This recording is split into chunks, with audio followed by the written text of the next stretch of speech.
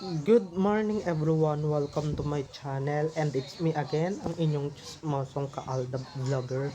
So gusto ko munang magpasalamat sa inyong lahat sa mga walang sawang tumatangkilik na nanonood, sumusuport at sumusubaybay ng mga content ko dito sa aking YouTube channel. So eto wag inyong babaktawan, lalaktawan tong ating main topic for today's video. I'm sure na hindi ninyo pagsisasihan na pinanood nito mula umpisa hanggang hulihan.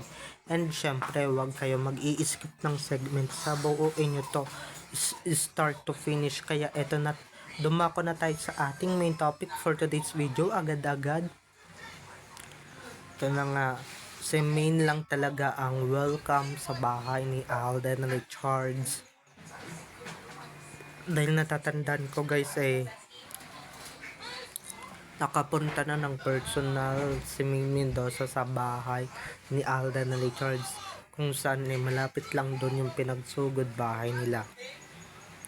So, ito na guys, watch this. Mamaya ipapaliwanag sa inyo ng buong buo. So, ito na guys, watch this.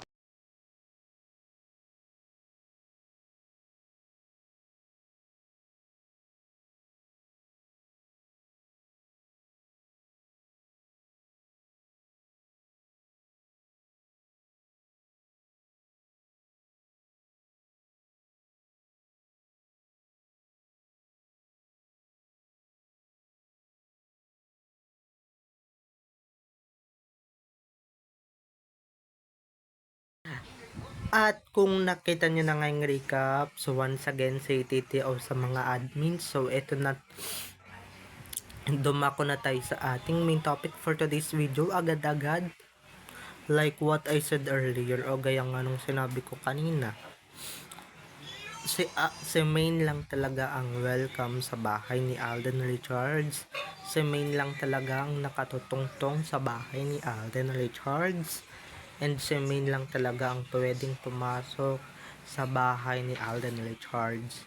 Wala nang ibang babae pang involved, wala nang iba pang babae na pwedeng pumasok maliban lang talaga sa misis niya. And ito na nga, 'di ba? Natatandaan ko pa nun, 'di ba? Lahat ng mga Iron Man ni Alden sisirain ni Main dahil grabe guys nung panahon na yan. Sobrang hayok na hayok si Alden Richards sa Iron Man.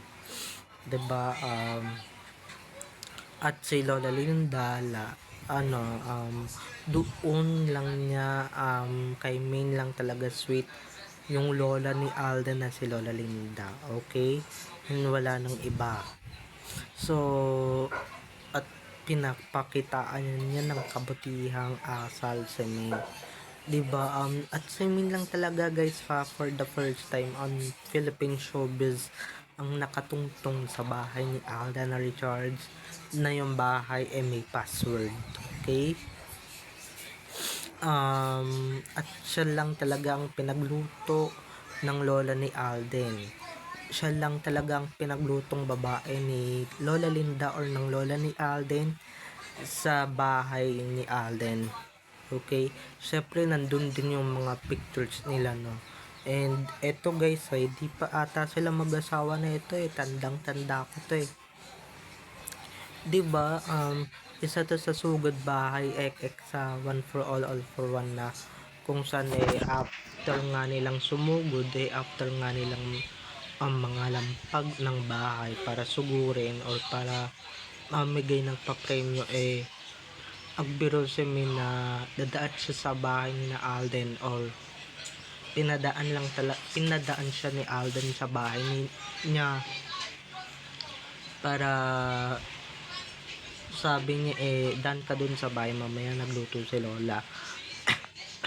And syempre doon na nagbiruan at syempre nag-asara na ang mag-asawa or yung magjowa that time, na 'di ba pagdating niya ng bahay gulat ka, sisirain ko lahat ng Iron Man.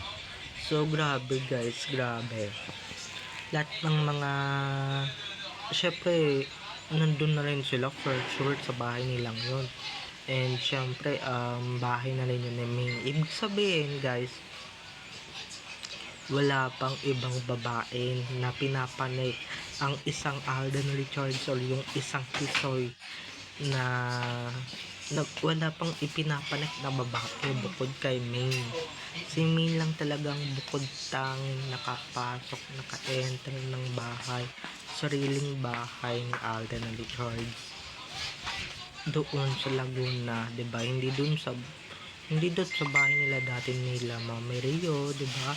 Doon yun sa bahay na kung saan may sarili na siyang bahay, 'di ba? May sarili na siyang bahay, may sarili na siyang property. Si Alden, si Main pa lang ha, baka akalain ng iba dyan pati si KB napanik na ni Alden dyan. Ba't niya ipapanik yung babaeng yun, diba? Ano yung kinalalaman ni KB sa buhay niya, diba? Wala naman yung kinalalaman na, and syempre basura lang naman ang turing ni Alden dyan. Kaya huwag kayong pala desisyon, okay? Huwag kayong pala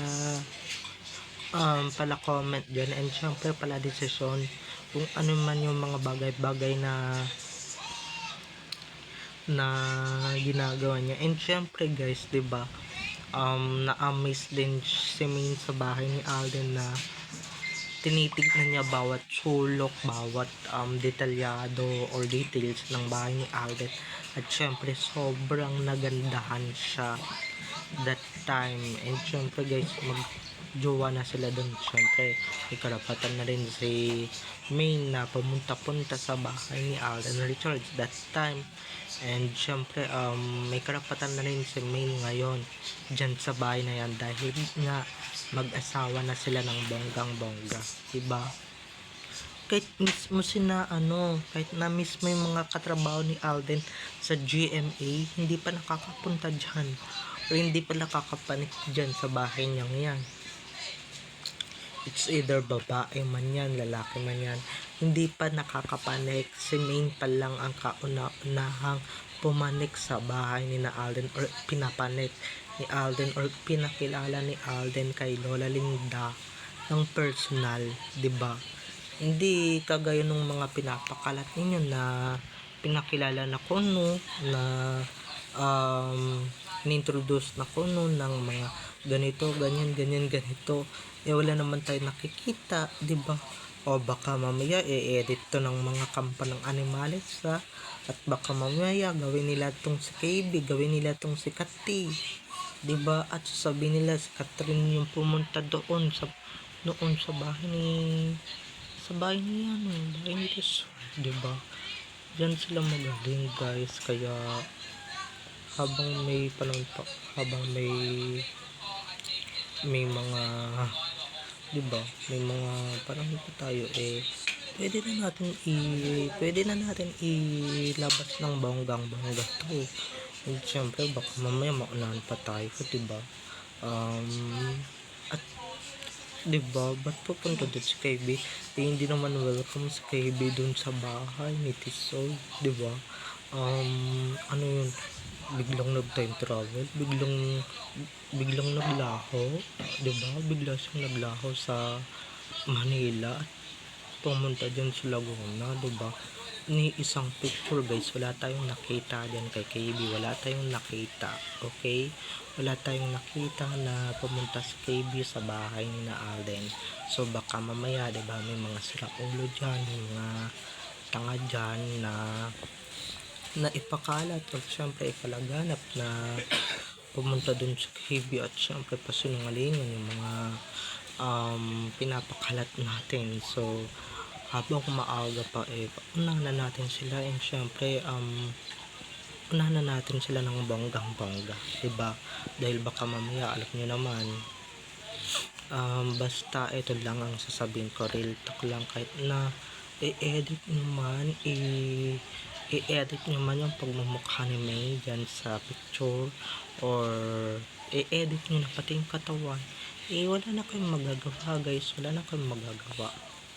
Si Main talaga ang original niyan, and syempre si Main lang talaga ang nakakapunta dyan sa bahay nito. So, 'di ba?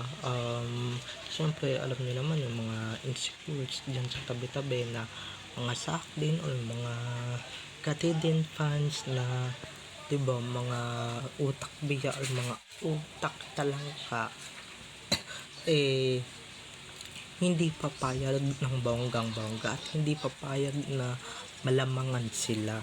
Siyempre gagawa sila ng paraan, alam ko na yan. Siyempre itong picture na to, edit nila yan at sasabihin nilang sa KB yan, kahit hindi naman talaga. Diba? O kaya gagawin nilang si Julian, gagawin nilang si Sanya, diba? Tapos sasabihin nila Sanya, Jolie, Catherine, pumunta sa bahay ni Alden, pero yung kaso halatang swimming, diba? So baka mamaya magkaroon nga ng incident na ganon, magkaroon ng mga alam niyo naman, magkaroon ng mga ganong kasiraulahan dito sa social media, unahan natin ng bonggang-bongga, and syempre unahan natin sila ng bonggang-bongga dahil baka mamaya, 'di ba, unahan pa tayo ng mga manga fans, ng sakang fans, and syempre ng Retox fans, dahil baka mamaya, 'di ba, ang mga ipakalat nila ay lalo na maraming mabe-brainwash dito, 'di ba, maraming mga maniniwala, and syempre maraming mga tanga na maniniwala for sure na ibang babae naman pala yung pumunta, hindi si May, 'di ba? Kaya habang maaga pa, ilabas na natin itong proof na to at ilabas na natin itong ebidensya natin na pagpapatunay na talagang si Min talaga ang pumunta at si Min lang talaga ang kauna-unahan, ang kaisa-isahang pumunta na babae na malapit kay Alden, 'di ba? At pinakilala ni Alden sa magulang niya, guys. Take note, maski sa Lola Linda niya, pinakilala na niya. Huwag kayong itusero at huwag kayong itusera ng bonggang-bongga to, or huwag kayong itusera ng taon, dahil ako mismo, guys, ang magpapatunay niyan na talagang kitang-kita nyo naman sa picture, 'di ba? Kung ituring that time ni Lola Linda si Min, parang apo na talaga, 'di ba?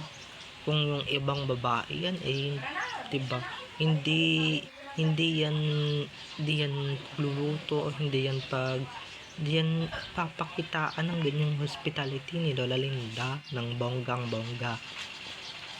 Kaya kung ako sa inyo, 'di ba, tigil-tigilan niyo na yung pagpapakalat ng mga ganyang information o ng mga ganyang kaekekan. 2025 na, magbago na kayo, 'di ba?